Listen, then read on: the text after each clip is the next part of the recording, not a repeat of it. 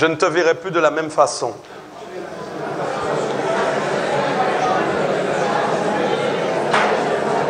À partir de ce message, je ne te verrai plus de la même façon. Amen. Amen. Tu vas aussi lui dire qu'à partir de ce jour, je ne te verrai plus de la même façon. Tu vas aussi lui dire, je ne te critiquerai plus jamais.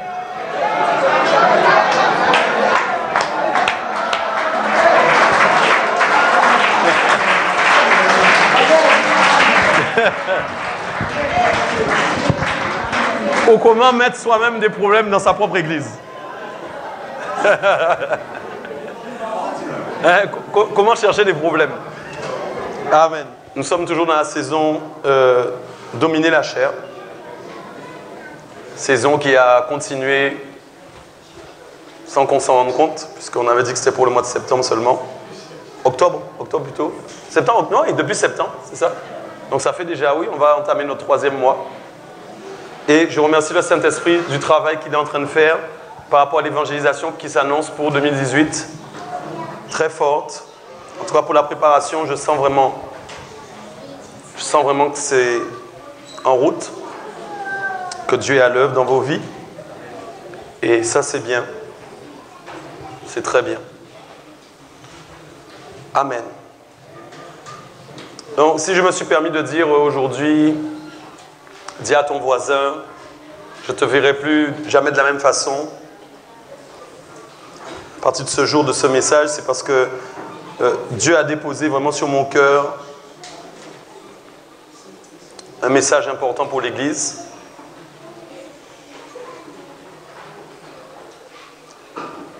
Surtout dans ces temps de la fin, où il y a beaucoup de luttes, beaucoup d'opposition, beaucoup de difficultés même parfois, les églises contre les églises, bien dans les églises même, les membres contre les membres. Dieu m'a vraiment parlé que nous puissions vraiment comprendre le sens, enfin toute la portée, que nous ayons vraiment toute la portée, la dimension, la vision de Dieu pour son Église, pour son corps. Puisque Dieu a donné son Fils Jésus et nous a annoncé que Jésus-Christ était la tête de l'Église. Donc je disais, nous savons que Jésus est la tête du corps et le corps a des membres et les membres sont des membres dont nous faisons... Vous êtes sûr? Vous êtes sûr que vous faites partie du corps de Christ? Vous êtes sûr que vous êtes peut-être un pied ou une main? Ou une tête? Une tête? Ah bien. Il y en a qui ont dit oui. C'est bien. Vous avez raison, c'est biblique, hein? Ah bon, ah, d'accord. La tête du corps, je ne sais pas, mais enfin, comme nous sommes comme lui et appelés à faire plus que lui, nous sommes comme lui, mais il reste la tête quand même, Jésus. C'est lui la tête du corps. Donc, nous faisons partie du corps de Christ. C'est une grâce. Je prie ce soir qui est ta compassion, qui est ton amour, qui est ta patience, qui est ta sagesse, qui est l'intelligence. Je prie vraiment ce soir pour que nos regards changent. Je prends le marteau ce soir parce que je vais briser les doctrines. Je vais casser les doctrines. Je vais briser l'orgueil, briser l'amour de soi-même par ta parole qui libère, qui affranchit, qui est capable de changer la vie de quelqu'un maintenant, aujourd'hui, instantanément. Je prie que ta parole crée, parce qu'elle est créatrice. Elle régénère, elle restaure, elle réanime. Même ce qui est inanimé, elle a du pouvoir, de l'importance, de la valeur. Je prie que les cœurs soient disponibles, afin que ce ne soit pas un culte religieux, mais un culte de l'esprit, animé par ton feu, touchant, impactant, influençant les vies. Seigneur, prends le contrôle ce soir. Fais bouger la vie de quelqu'un. Au nom de Jésus, active ce qui était désactivé dans la vie de quelqu'un. Au nom de Jésus, que là où il y a des manques de compréhension de ta parole, que ce soir il y ait un esprit de révélation qui amène des points sur des i, des traits sur des e. Seigneur, mets ta ponctuation à l'œuvre. Mets ton équilibre. Mets ta sagesse. Ouvre nos esprits. Que nous ne soyons pas là comme des êtres religieux, mais que nous soyons spirituels. Des hommes faits, parfaits, à la stature de Christ, voulant évoluer de perfection en perfection, de gloire en gloire. Seigneur, au nom de Jésus, prends le contrôle ce soir.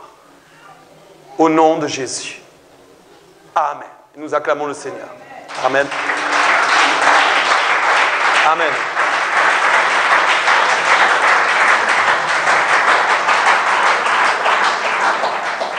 Quand j'ai prié tout à l'heure pour la vision, il y a des gens qui ont été touchés vraiment. Hein.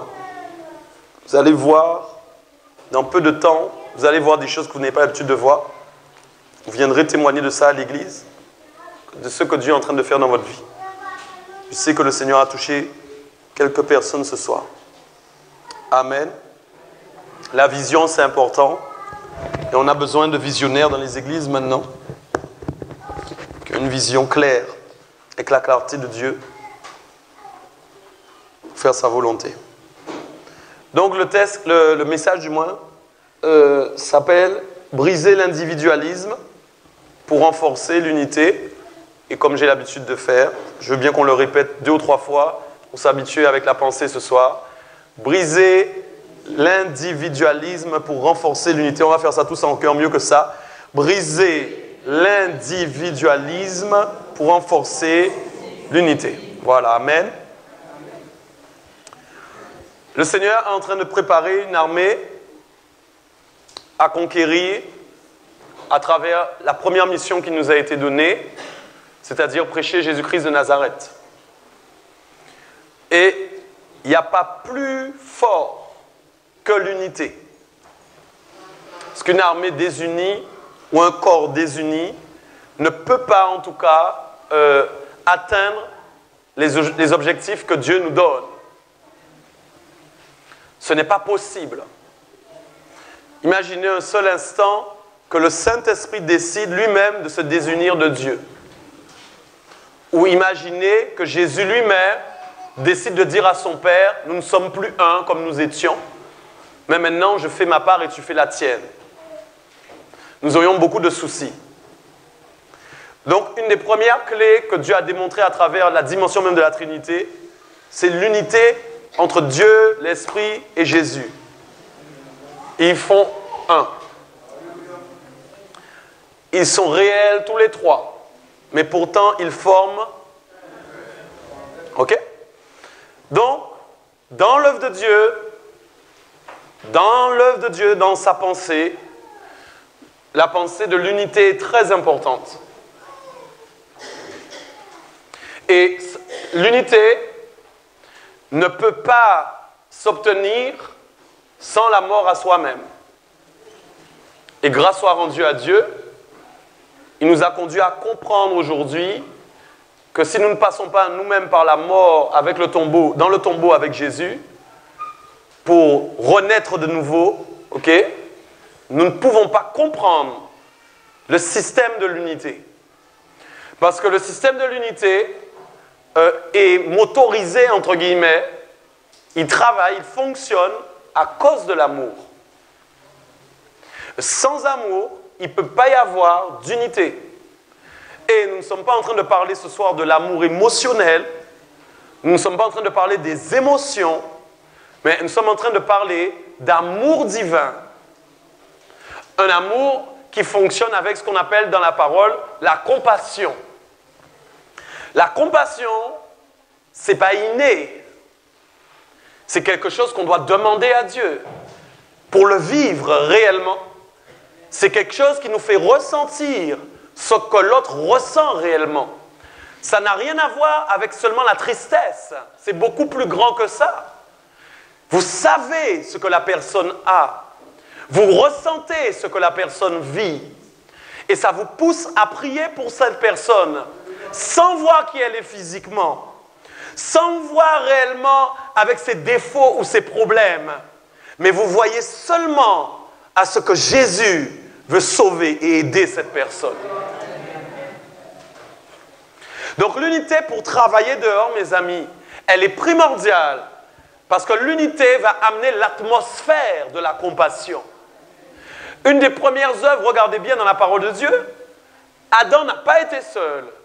Dieu lui a donné une femme. Parce que Dieu savait qu'il fallait qu'il soit uni à quelqu'un. Il ne pouvait pas l'unir à un arbre. Il ne pouvait pas l'unir à un poisson. Il l'a uni à quelqu'un qui lui ressemblait. Et dites-vous bien que toutes les personnes qui sont dans cette église maintenant, même si vous les trouvez laids à votre goût, ils vous ressemblent. À cause de la création et à cause de leur créateur. Donc l'unité existe. Moïse a travaillé avec Aaron. Jacques et Jean, qu'on appelait les fils du tonnerre, étaient ensemble. Paul était avec Barnabas. Ils étaient unis et ils travaillaient ensemble. Amen. Donc, le titre du message, c'est briser l'individualisme pour renforcer l'unité. Simplement parce que Dieu a vu que dans l'Église, il y a encore de l'individualisme à arracher. L'individualisme, c'est quand nous pensons que nous pouvons faire les choses seuls. Et l'individualisme n'existe pas seulement pour les personnes qui pensent qu'elles peuvent faire les choses seules, mais il existe aussi pour les personnes qui ne parlent jamais. Les personnes qui pensent qu'on ne doit jamais parler au pasteur. Les personnes qui pensent qu'elles doivent toujours tout garder, qu'elles n'arrivent pas à parler. C'est une forme d'individualisme qu'on insère en vous. Parce qu'à l'intérieur de votre esprit, il y a une pensée qui vous fait croire que vous vous en sortirez toujours seul. C'est vrai que nous avons Jésus, c'est vrai que nous avons Dieu. Mais je sais aujourd'hui que si je n'ai pas des personnes à côté de moi avec qui parler, ce sera difficile pour moi. J'ai beau avoir Dieu. Si Dieu savait qu'il se suffisait à l'homme, il n'aurait pas créé plusieurs hommes. Il aurait créé un seul homme sur la terre et il aurait une relation avec lui. Mais il ne voyait pas les choses ainsi. Il voulait peupler la terre. Et il savait que nous ressemblons. Nous avons quelque chose en commun qui nous unit. C'est Jésus. Amen. Donc, nous allons briser l'individualisme ce soir. Et je vais parler de petits points importants. J'aimerais que tout le monde soit à l'écoute. Je vais renforcer. J'aimerais que mes équipes soient à l'écoute de ce que je vais dire ce soir. Que tous les serviteurs et les servantes qui servent ici soient bien à l'écoute de ce que je vais dire. Que vous, Église, vous soyez à l'écoute. Parce que si nous voulons faire le travail de Dieu, nous devons le faire bien. Nous devons le faire correctement. Nous ne devons pas nous suffire à nous-mêmes. Nous ne devons pas croire que nous avons déjà vu tout, que nous avons tout vu, que nous savons comment ça fonctionne. Non. Nous devons être enseignables. Amen. Alors, je vais m'appuyer sur quelques textes ce soir pour parler de l'unité et nous allons briser l'individualisme au nom de Jésus. Donc, j'aimerais prendre d'abord Ecclésiaste chapitre 4, les versets 9 à 12. Ecclésiaste 4, 9 à 12. Et puis, si on est tous ensemble, j'aimerais qu'on lise tous ensemble aussi dans l'unité, justement. Amen. Ok, vous avez vos Bibles? Ça va, alors on va y aller. 1, 2, 3. 2 valent mieux qu'un, parce qu'ils retirent un bon salaire de leur travail. Car s'ils tombent, l'un relève son compagnon, mais malheur à celui qui est seul et qui tombe sans avoir un second pour le relever. De même, si deux couchent ensemble, je ne vous entends pas, ils auront chaud. Mais celui qui est seul, comment aura-t-il chaud?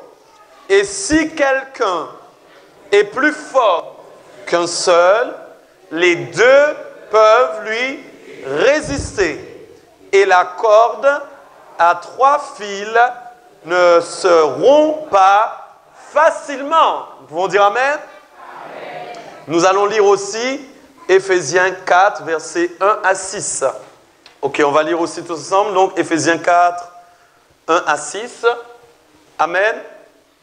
Je vous exhorte, donc moi, le prisonnier dans le Seigneur, à marcher d'une manière digne de la vocation qui vous a été adressée, en toute humilité et douceur, avec patience, vous supportant les uns les autres avec amour, vous efforçant de conserver l'unité de l'esprit par le lien de la paix.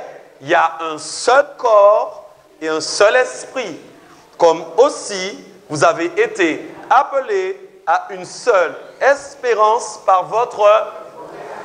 Il y a un seul Seigneur, une seule foi, un seul baptême, un seul Dieu et Père de tous, qui est au-dessus de tous et parmi tous et en tous. Amen. Nous allons lire aussi 1 Corinthiens 1, 10.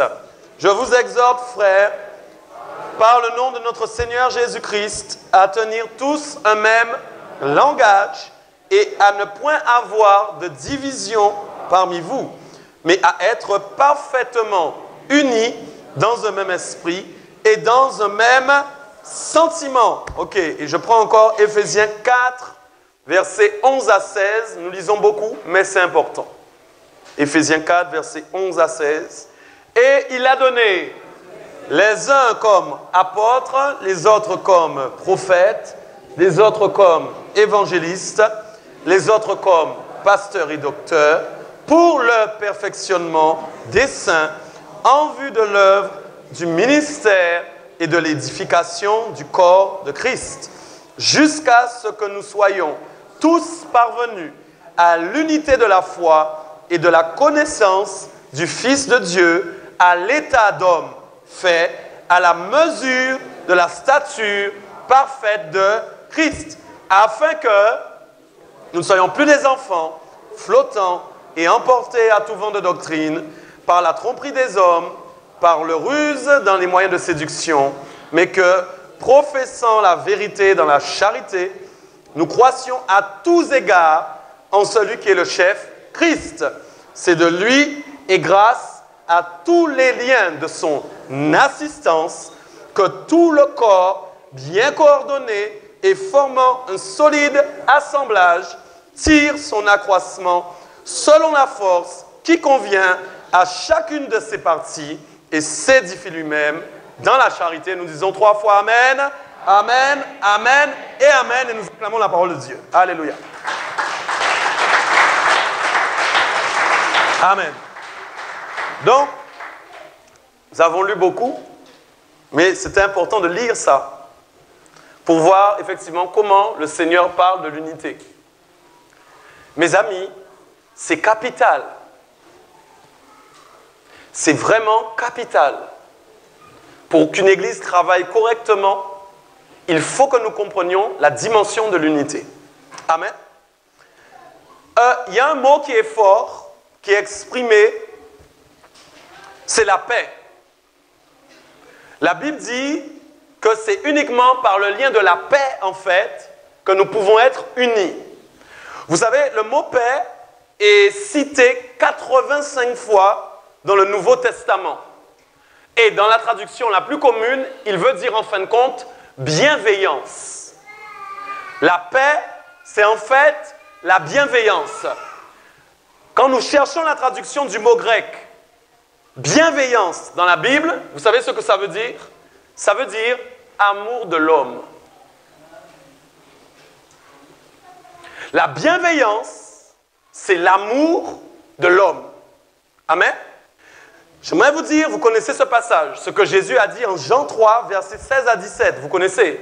Car Dieu a tant aimé le monde qu'il a donné son Fils unique. OK? Afin que quoi? Que quiconque croit en lui ne périsse point, mais qu'il ait la vie éternelle. Dieu, en effet, n'a pas envoyé son Fils dans le monde pour qu'il juge le monde, mais pourquoi? Pour que le monde soit sauvé par lui. Nous serons tous d'accord maintenant. Dieu a envoyé son Fils sur la terre pour une mission. Bienveillance veut dire amour de l'homme. J'aimerais que tu comprennes ce soir, Dieu aime l'homme.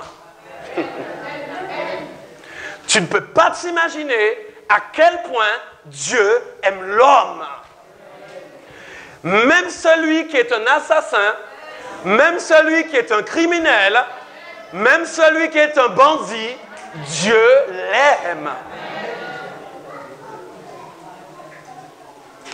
La preuve que Dieu aimait l'homme, s'il n'aimait pas l'homme, il aurait pu faire une sélection pour qui pourrait accepter ou pas Jésus dans sa vie. Mais il n'a pas fait de sélection. Et souvent, nous répétons, mais car Dieu a tant aimé le monde qu'il a donné son Fils, parce que c'est le verset que tout le monde connaît. Mais alors qu'à l'intérieur, il y a une compréhension qui est forte, qui est puissante et qui doit changer ta vision des choses. La première chose qui est dit, regarde bien, il a donné. Dis avec moi, donner. Donner, ce n'est pas assez fort. Il faut aller plus loin. Donner veut dire offrir. Donner veut dire aussi sacrifier.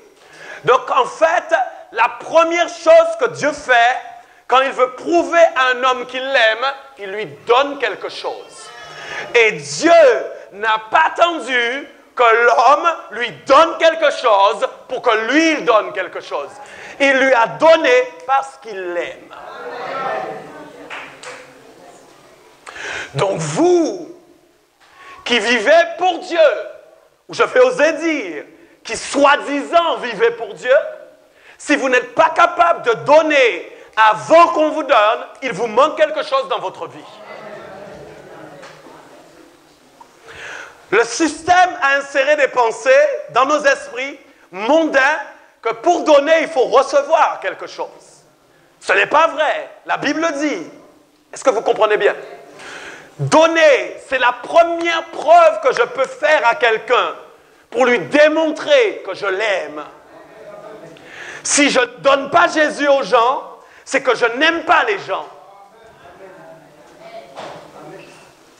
C'est mon amour pour les autres qui m'amène d'abord à penser que je dois donner. Donc j'arrive maintenant dans l'église. Dans l'église même, si entre frères et sœurs, nous ne sommes pas capables de donner. Vous savez, en fait, des fois, il y a des choses qui s'immiscent. Nous sommes dans l'église. Nous sommes frères et sœurs. Mais attends, qu'est-ce que tu veux de plus? Nous sommes tous en Jésus. Nous sommes tous en Christ, quoi. Nous sommes pas... Qu'est-ce que tu veux de plus? C'est déjà fait. Non, non. J'ai quelque chose à te donner ici d'abord. La Bible dit que c'est la maison de Dieu qui sera jugée en premier. Amen. Quel aura été notre comportement dans l'église? Dieu viendra visiter l'église avant de visiter l'extérieur. Il ne viendra pas visiter d'abord ce que tu as fait dehors, mais il viendra visiter ce que tu as fait ici. Tu sais pourquoi? Parce que tu fais partie de son corps et qu'il viendra examiner son corps d'abord avant de visiter l'extérieur. Mes amis, avant de sortir de chez vous, vous examinez d'abord votre corps. Vous examinez d'abord la façon dont vous êtes habillé. Vous regardez vos visages pour voir s'il n'y a pas trop de boutons, pour appuyer dessus, pour faire enlever les boutons noirs. Avant de sortir, c'est d'abord l'intérieur qui vous intéresse avant l'extérieur. Est-ce que nous sommes d'accord? Dieu fera pareil. Donc, Jésus a été d'abord offert. La première action que Dieu a faite, il a donné. Dis, je vais donner. J'espère. Ensuite, c'est pas fini. Il a donné et il a dit, afin que quiconque croit en lui ne périsse point, mais qu'il ait la vie éternelle. Amen. La deuxième chose donc qu'il a faite, plus loin il a dit, afin que le monde soit sauvé. Sauver qui veut dire encore protéger, sauvegarder, aider, secourir. Les deux choses qu'il a faites, il est venu donner et il est venu aider quelqu'un. Il est venu secourir quelqu'un. Maintenant, la question que je vais te poser. Quand il est venu sauver, il n'est pas venu sauver selon une sélection. Il n'est pas venu sauver selon un type de visage. Il n'est pas venu sauver selon une façon dont la personne est habillée. Il n'est pas venu sauver selon la puissance du compte en banque de quelqu'un. Il n'est pas venu sauver selon la hauteur de quelqu'un. Il est venu sauver. Point. Donc, quand nous disons que nous voulons l'esprit de l'unité dans l'Église, si nous-mêmes, nous ne sommes pas capables d'aider ceux qui sont dans le besoin, nous avons un problème. Le malin a réussi, des fois, à immiscer dans notre vie des systèmes pour aider. Non, non, non, je ne vais pas aider, je ne vais pas secourir, parce que là, ça ne me convient pas, ce que cette personne est en train de faire. Oh, cette personne n'a qu'à se débrouiller avec Dieu. Est-ce que vous me comprenez bien? Ou alors, nous estimons, parfois, nous avons des estimations pour aider ou ne pas aider. C'est sérieux ce que je dis. Mes amis, l'aide, ça ne se juge pas. C'est pourquoi il y a toujours une question qui doit être posée dans l'esprit. Qu'est-ce que Jésus fait à ma place? Jésus aidera toujours. Jésus aidera toujours. Il y a des gens qui ne veulent pas de l'aide de Jésus. Ce n'est pas la même chose. Mais Jésus aidera toujours quelqu'un. Donc nous maintenant, écoutez ce que je vous dis. Notre travail, c'est de nous entraider. Notre travail, c'est de secourir celui qui est faible. Notre travail, c'est de relever celui qui est dans la difficulté. Les deux choses que Jésus a faites, donner et sauver. Ok, ça c'était mon introduction par rapport à ça. Alléluia. Maintenant, je veux parler d'autre chose. Ok. Dieu a fait une œuvre exceptionnelle. Parce qu'il a donné Jésus, il a offert en sacrifice, afin que nous soyons sauvés. Et quand Jésus est parti, il a laissé en héritage son esprit. Nous sommes d'accord? Donc son Saint-Esprit, nous avons hérité du Saint-Esprit dans notre vie. Ok? Pourquoi? Parce que le Saint-Esprit est venu faire une œuvre d'unité dans l'Église. Sans le Saint-Esprit, nous ne pouvons pas être unis. J'aimerais reprendre un texte avec vous que nous avons lu tout à l'heure pour que nous soyons d'accord sur ça. Regardez bien, Éphésiens 4, verset 2 nous dit quoi? Nous devons nous supporter les autres dans l'amour, ok? Comment? En nous efforçant de conserver l'unité de l'esprit. Dis avec moi, conserver. Mes amis, conserver, regardez bien quelque chose. Si vous voulez conserver des aliments, vous allez faire quoi? Vous allez les mettre au congélateur. C'est là où vous pouvez les conserver le plus longtemps. La Bible dit que nous devons conserver l'unité de l'esprit. Ça veut dire quoi? L'unité a déjà été donnée.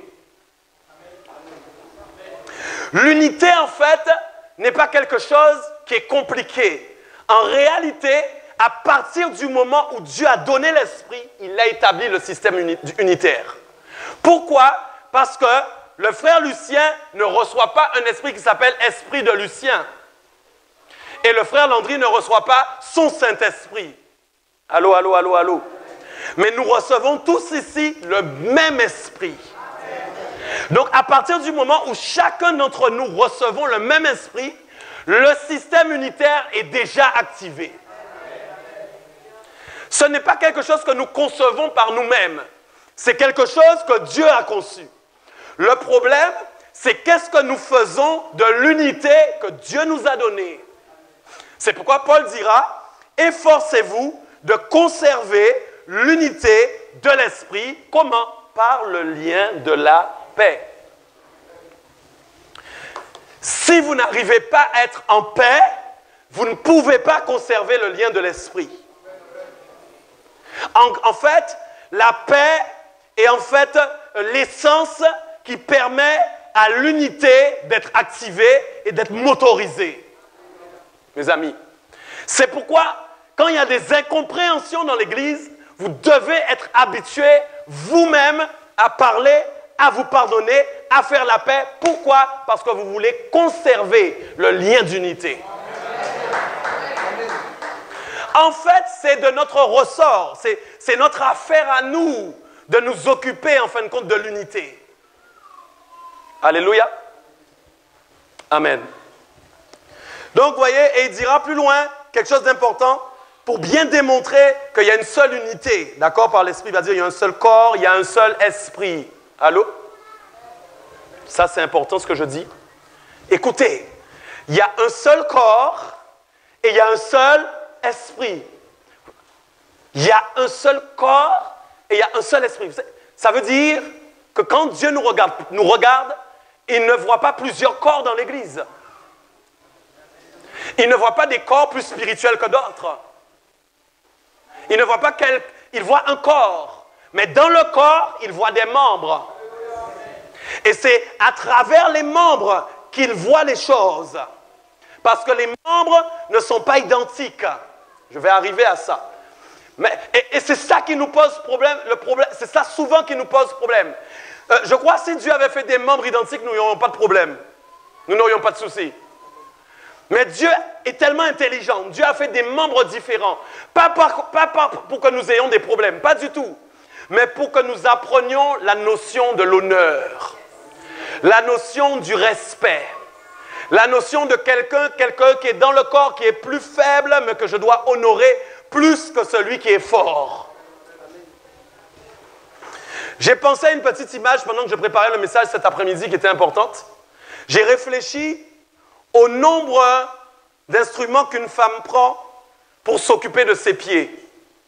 Et j'ai réfléchi au nombre d'instruments qu'elle prend pour s'occuper de son bras. Pour vos pieds, vous allez prendre du vernis, vous allez prendre du coton, vous allez prendre du dissolvant, vous allez prendre des limes. C'est faux. Il y a plus encore, vas-y, dis-moi. Vas-y. La bassine d'eau. Tremper le pied. Tu es une connaisseuse, d'accord, bon ça. Ok, alléluia. Donc apparemment nous sommes facilement une dizaine de choses. Mais dites-moi ce que vous avez pris pour votre bras.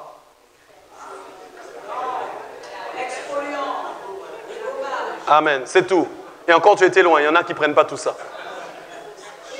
Qui veut dire que vous donnez de l'honneur à quelque chose qui est plus faible et qui a une apparence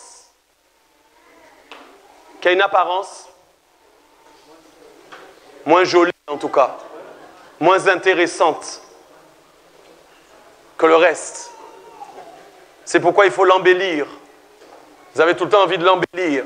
Parce que vous trouvez que naturellement, c'est pas beau. Pourtant, c'est très bien naturellement aussi. Hein?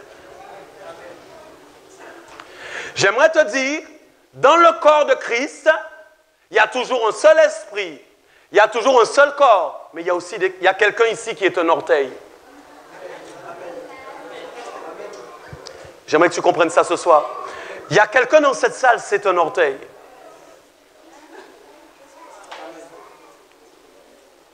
Et ça n'a rien, en fin de compte, de dégradant. Je vais l'expliquer avec la parole. Pas du tout. Parce qu'en fait, nous avons besoin de cette personne. Parce que si elle n'est pas là, c'est un corps sans orteil. C'est une image. Nous devons avoir une vision des uns des autres qui est belle. Même quand les gens vous fatiguent, ou même quand les gens ne sont pas comme vous voudriez qu'ils soient, parce que c'est ça le problème, vous voudriez qu'ils soient comme vous voulez qu'ils soient, mais en fait ils doivent être comme Dieu veut qu'ils soient. Et ça te pose souvent problème. Il faut accepter aussi. Je vais aller plus loin. Amen. Je dois aller plus loin là-dedans. Amen. Alléluia. OK. Donc vous voyez, il y a un seul esprit, il y a un seul corps. Donc rien que cette pensée déjà devrait déjà nous arrêter. et de nous dire déjà, mais nous sommes le même corps. Et c'est le même esprit. Donc en réalité, il n'y a aucune différence. Nous sommes identiques. Amen. Maintenant, je vais aller plus loin dans les explications. Et je vais parler maintenant, à travers le texte que nous avons lu, amen, si on peut le reprendre, Éphésiens 4, versets 14 à 16. Ok. Donc voilà ce qui est dit. On peut lire ensemble le verset 16. J'aimerais qu'on le reprenne, on va le lire. Il est dit, c'est de lui et grâce à tous les liens de son assistance. Donc on est en train de parler de qui?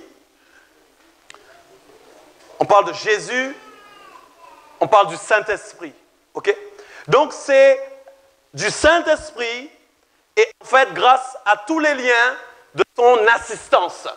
Assistance, dans le grec, que je ne dise pas de bêtises, parce que je me le suis noté, oui, c'est approvisionnement. Assistance, c'est quand j'approvisionne, c'est-à-dire que je mets des provisions. Ok? C'est une autre définition. Donc écoutez, le Saint-Esprit, il assiste. Et pour assister le corps, il a des liens. Les liens, en fin de compte, sont des cordages spirituels que vous ne voyez pas. D'accord? Et il dit, grâce à tous les liens, en fin de compte, de son assistance, qu'est-ce qui se passe? Le corps, qu'est-ce qui lui arrive? Le corps, alléluia, bien coordonné, formant un solide assemblage, alléluia, tire son accroissement selon la force qui convient à chacune de ses parties et s'édifie lui-même dans la charité. Ok, je vais prendre mot par mot pour que vous puissiez comprendre. Donc, ayez bien la vision en tête. Le Saint-Esprit, c'est lui en fait qui coordonne le corps de Christ. Amen. Il a des liens spirituels pour le permettre. Amen. Et qu'est-ce qu'il dit premièrement? Coordonner, en fait, ça veut dire quoi? Ça veut dire joindre et structurer. Je vais prendre 3 personnes. 3 personnes rapidement. Ok, 3 personnes. Ok, une troisième.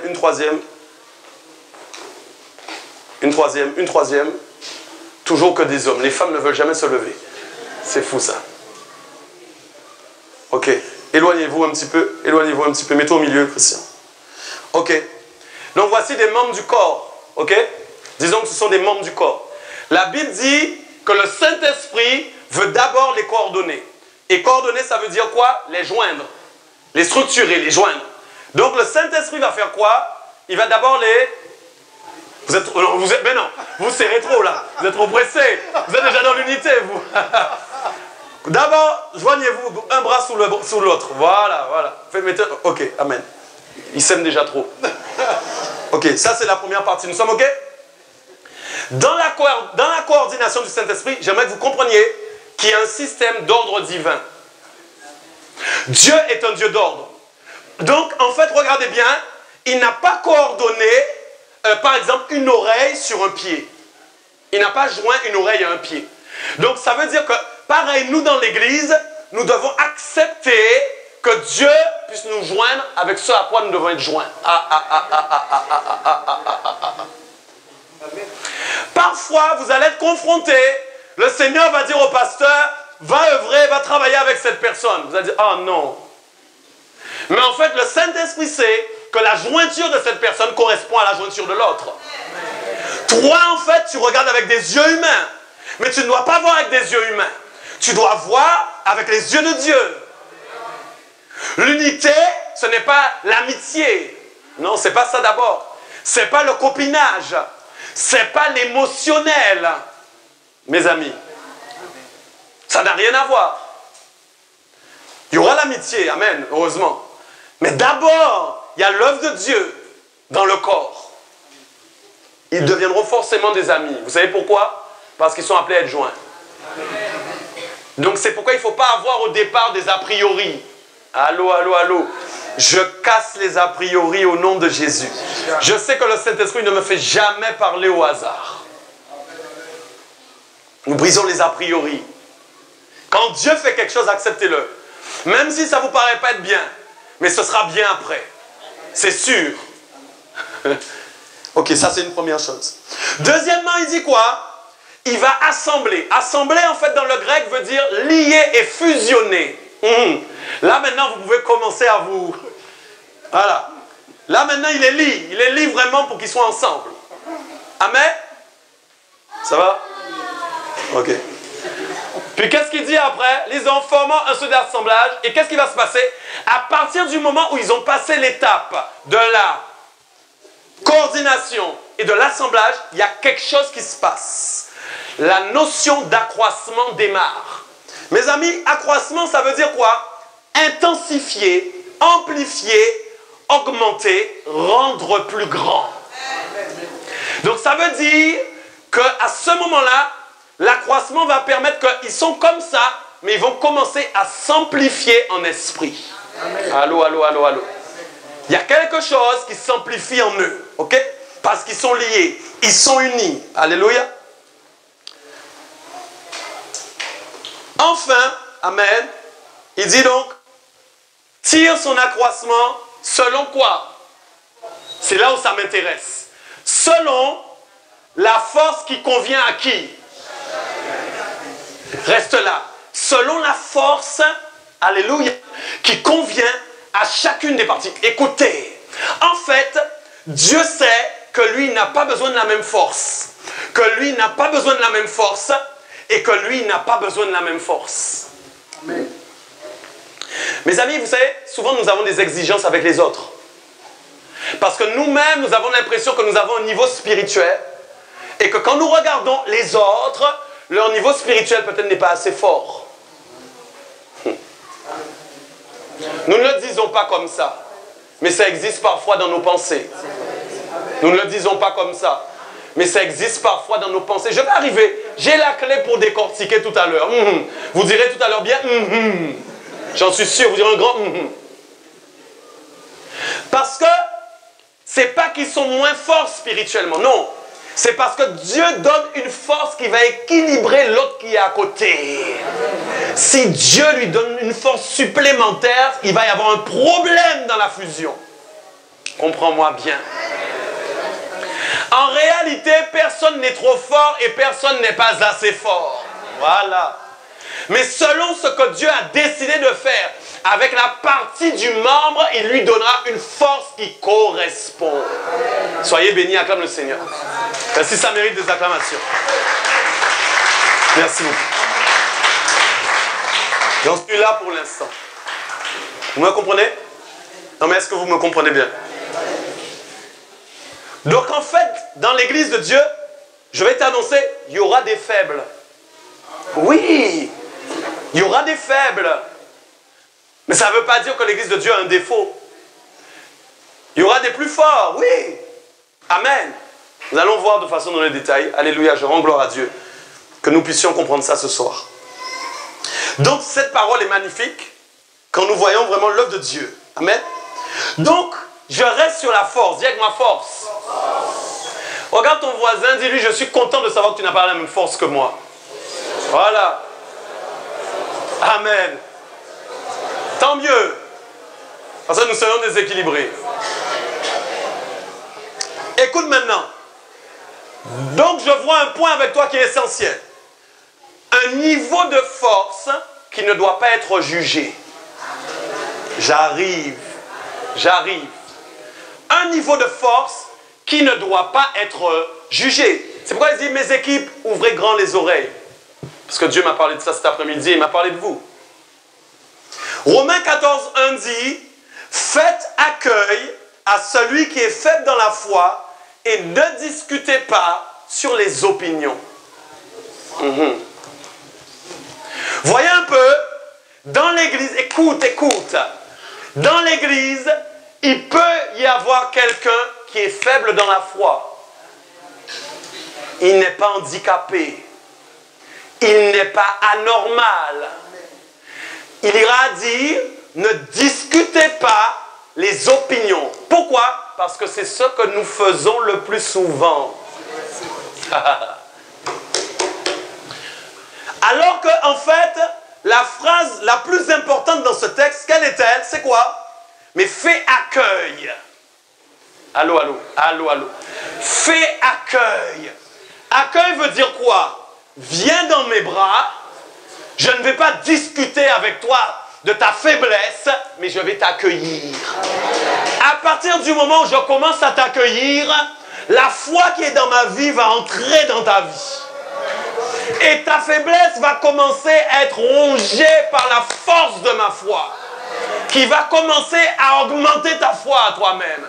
Parce que j'ai décidé de ne pas discuter inutilement, mais de t'accueillir.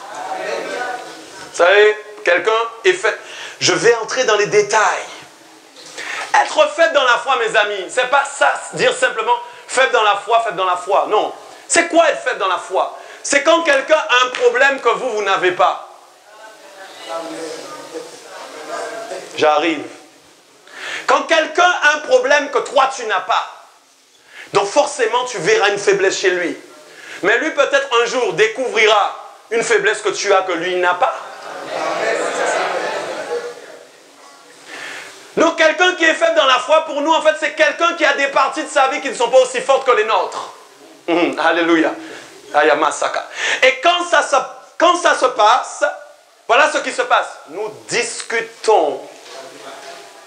Parce qu'il y a une partie de nous-mêmes qui est heureuse de se dire, là, je suis fort.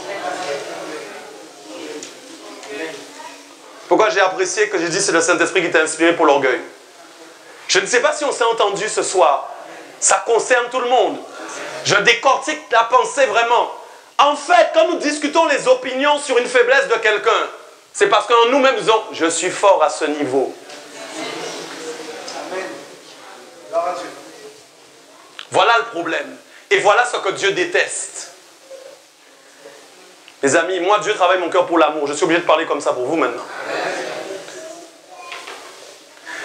Donc, nous allons dire, au lieu de discuter les opinions, nous allons accueillir au nom de Jésus. Amen. Ça, c'est une chose. Un niveau de force qui ne doit pas être jugé. Amen. Romains 15, 1 à 3 dit, nous qui sommes forts, voilà, pour ceux qui sont forts, hein.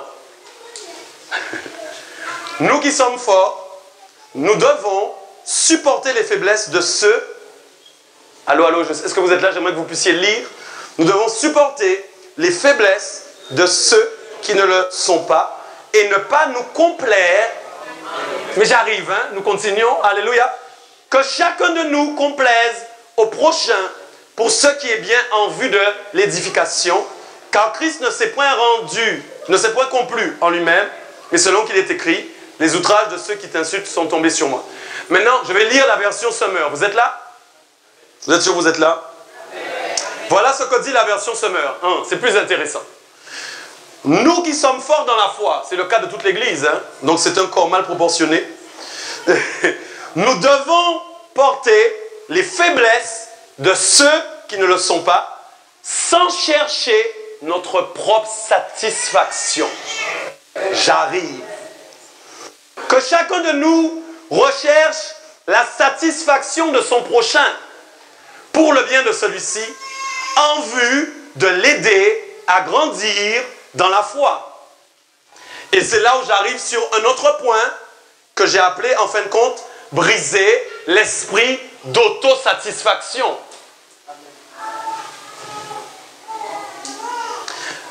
J'ai cherché la définition de l'autosatisfaction. Vous savez ce que c'est?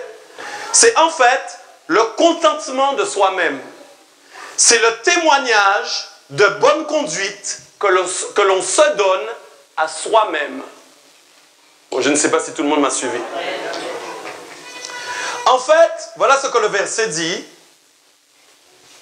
Nous devons porter les faiblesses de ceux qui ne le sont pas, sans chercher notre propre satisfaction. En réalité, quand quelqu'un est faible face à quelqu'un qui est fort, des fois nous sommes satisfaits au-dedans de nous parce que nous voyons en nous, à travers cette personne, quelque chose que nous avons qui est fort. Je ne sais pas si on sait. C'est ça le danger de l'autosatisfaction. La faiblesse de quelqu'un d'autre nous fait parler en fin de compte de la force que nous avons. Et c'est là où le jugement arrive. Oui, mais ça, non, mais cette personne a fait ça, mais c'est n'importe quoi. Hein? Je ne sais pas si vous me comprenez. Je ne sais pas si vous m'entendez. Parce qu'au fond de nous, nous sommes satisfaits de savoir que nous, c'est pas nous.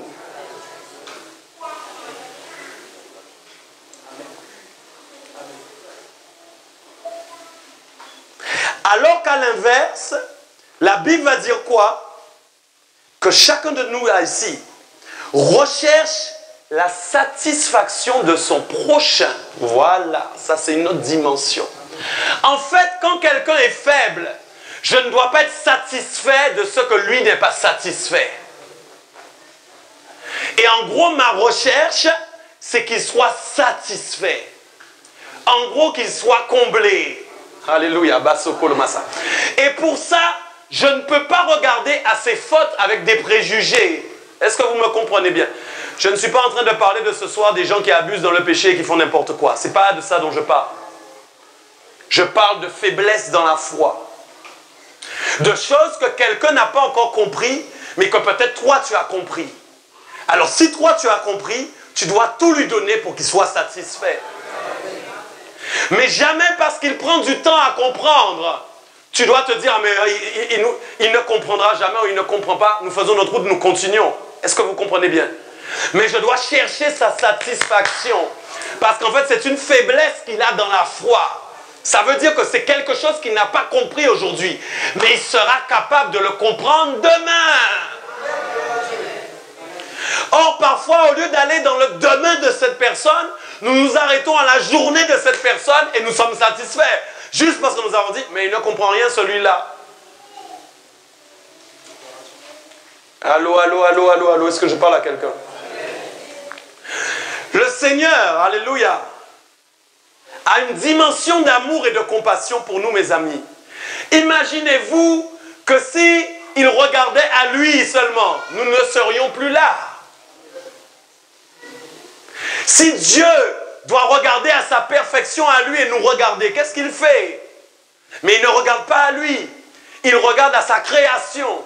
Parce qu'il a un amour entier pour les hommes. Et qu'il sait qu'à un moment, un homme peut changer.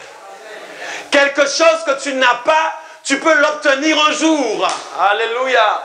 Et toi, tu ne sais pas quel jour cette personne va recevoir cette chose. Donc, dans l'église, pour que le corps soit dans l'unité, alléluia, il ne faut pas qu'il y ait de jugement sur la faiblesse dans la foi. Ça va amener dans votre vie la compassion de Jésus.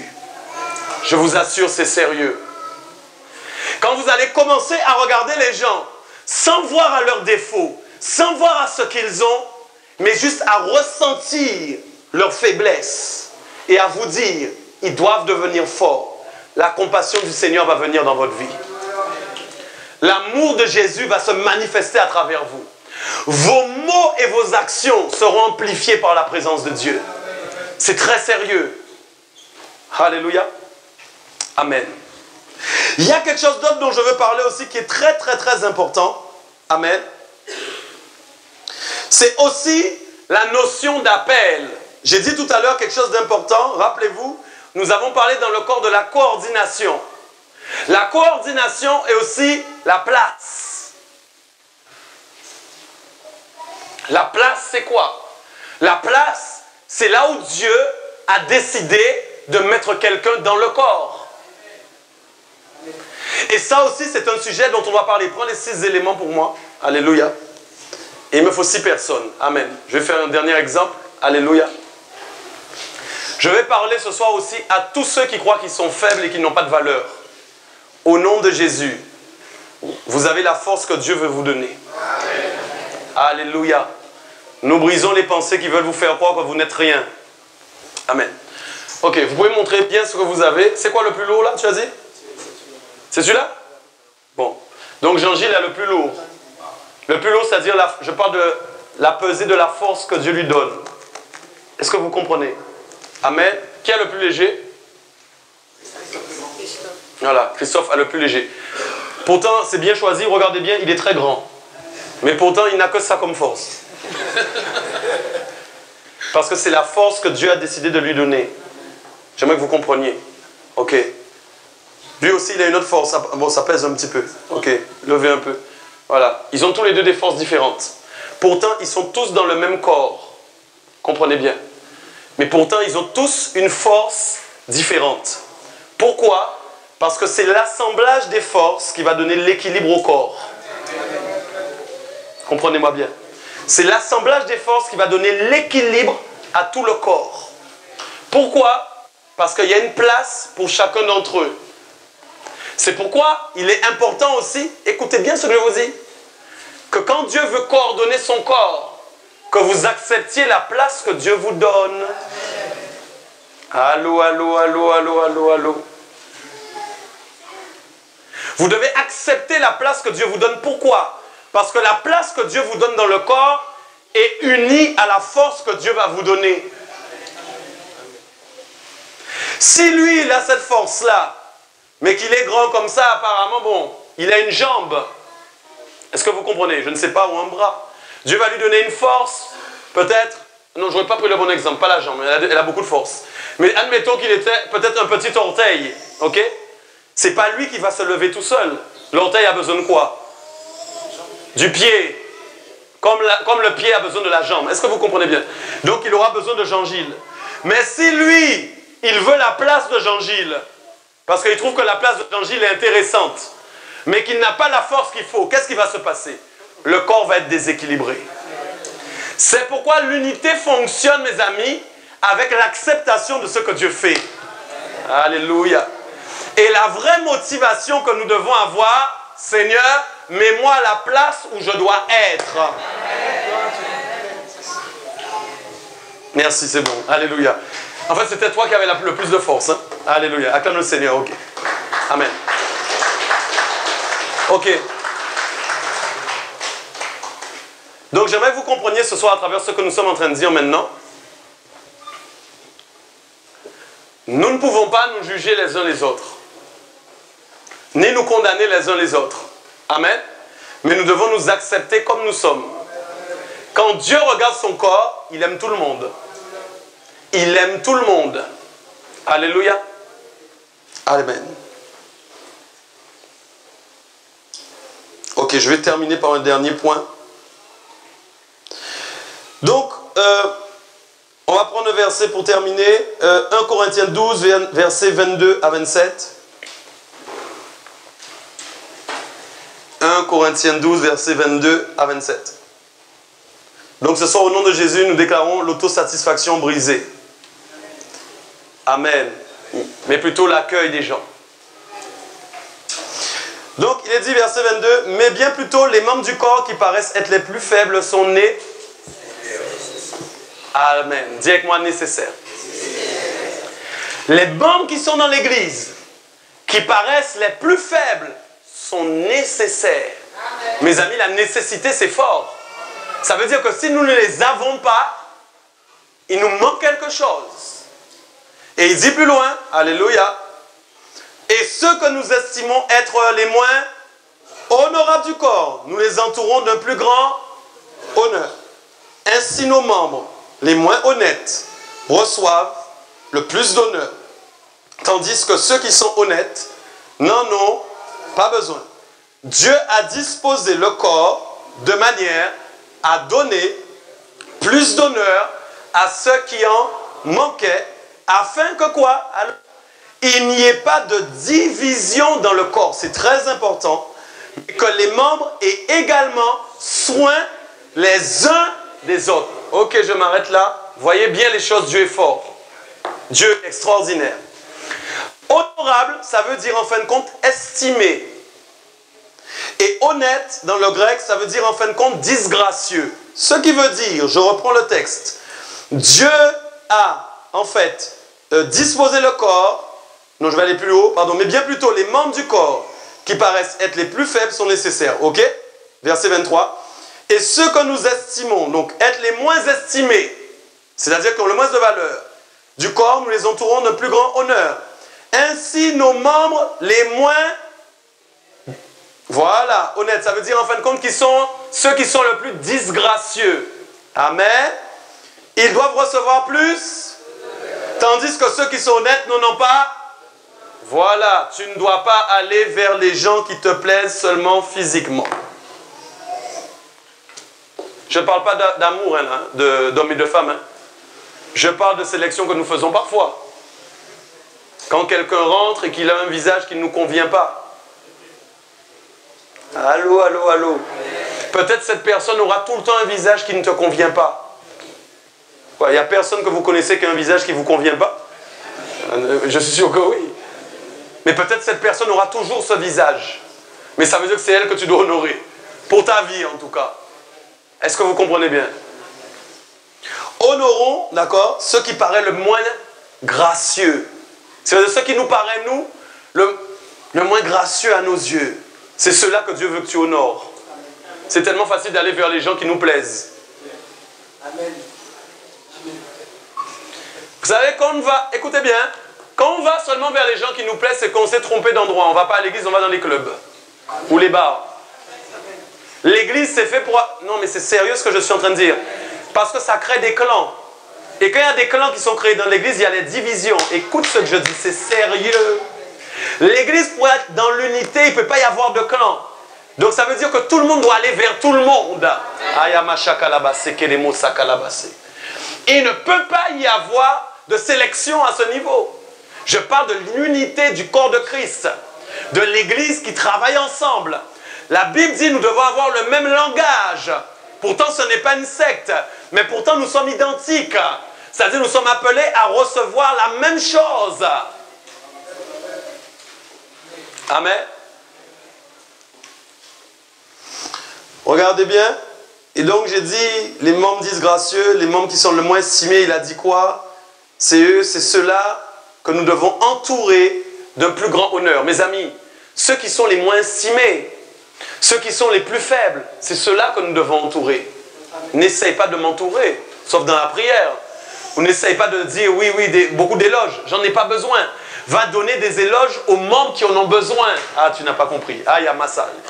Je n'ai pas besoin que tu me dises ça. Mais il y a des gens qui ont besoin d'entendre. Tu as de la valeur. Tu es quelqu'un de bien. Tu es quelqu'un d'extraordinaire. Souvent, c'est ces personnes nous passons à côté. Parce que nous avons vu une faiblesse qui n'est pas notre faiblesse. Et que tout de suite, nous les avons sous-estimés. Ou bien que tout de suite, nous avons pensé que nous sommes au-dessus. Mes amis, ça se passe. Amen. Quand quelqu'un a une faiblesse, c'est que Dieu nous appelle à l'accueillir. Ce n'est pas la même chose. Ça veut dire que Dieu nous appelle à accueillir cette personne. Et je vous assure que si nous accueillons cette personne va devenir forte. Sa faiblesse va se transformer en force. À cause simplement de l'accueil que tu auras donné, offert à cette personne. Amen. Alléluia. Je rends gloire à Dieu si nous comprenons ça ce soir. Amen. Je rends gloire au Seigneur pour ça, si nous comprenons ça aujourd'hui. Il a dit donc un peu plus loin, si un membre souffre, tous les membres souffrent avec lui. Si un membre est honoré, tous les membres se réjouissent avec lui. Vous êtes le corps de Christ et vous êtes ses membres, chacun pour sa part. Vous êtes les membres du Seigneur. J'aimerais vraiment qu'il y ait beaucoup d'amour qui commence à sortir vraiment des vies. C'est sérieux. Je vis quelques expériences avec le Seigneur en ce moment. Et Dieu me travaille beaucoup sur ça. Je me reprends moi-même sur des choses. Je dis, Seigneur, non, c'est pas comme ça. Tu es amour, effectivement, tu as une autre vision. Et quand vous allez être à l'écoute du Saint-Esprit, agir comme ça, vous allez voir comment les gens vont être touchés. C'est sérieux, c'est très sérieux. Les gens vont se mettre à pleurer avec vous. Vous n'allez pas comprendre, vous n'aurez pas dit grand-chose. Mais parce que vous allez manifester l'esprit de compassion. C'est très sérieux ce que je dis. Nous avons besoin de ça ici. Surtout pour ce que Dieu est en train de préparer. Vous savez, l'amour est suffisant pour faire un travail exceptionnel. Rien que la manifestation de l'amour libère la vie des gens. Il y a des démons qui partent à cause d'un amour manifesté. C'est vrai, c'est sérieux ce que je vous dis. Un démon peut quitter un corps simplement parce qu'il a senti trop d'amour à un moment. Il n'aime pas l'amour, il ne peut pas rester. Parce que simplement, il y a une manifestation d'amour puissante. Quelqu'un a été libéré. Une parole que vous dites à quelqu'un peut changer sa vie. Dans l'église, nous devons vivre ça. Avant d'aller dehors, nous devons vivre ça ici. Avant d'aller aider les autres, c'est ici d'abord que nous devons vivre ça. Il ne peut pas y avoir quelqu'un qui est faible dans la foi et qui se sent déshonoré. Celui qui est faible dans la foi va attendre quelque chose. Et c'est normal qu'il attende quelque chose. Parce que Dieu a conçu les choses ainsi. Mais si nous n'offrons pas à celui qui est faible dans la foi ce dont il a besoin, nous avons échoué en fait. Dis avec moi, il y a des choses très importantes. Ok? On ne peut pas parler de réveil spirituel sans amour de Dieu. C'est impossible. Vous pouvez chercher les... Vous voyez, c'est là où les gens ont confondu les réveils du bruit et les réveils du silence.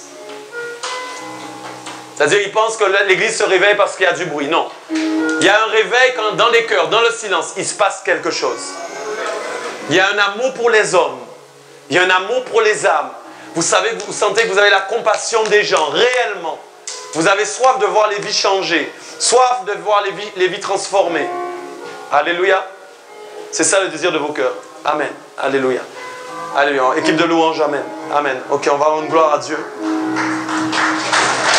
Amen.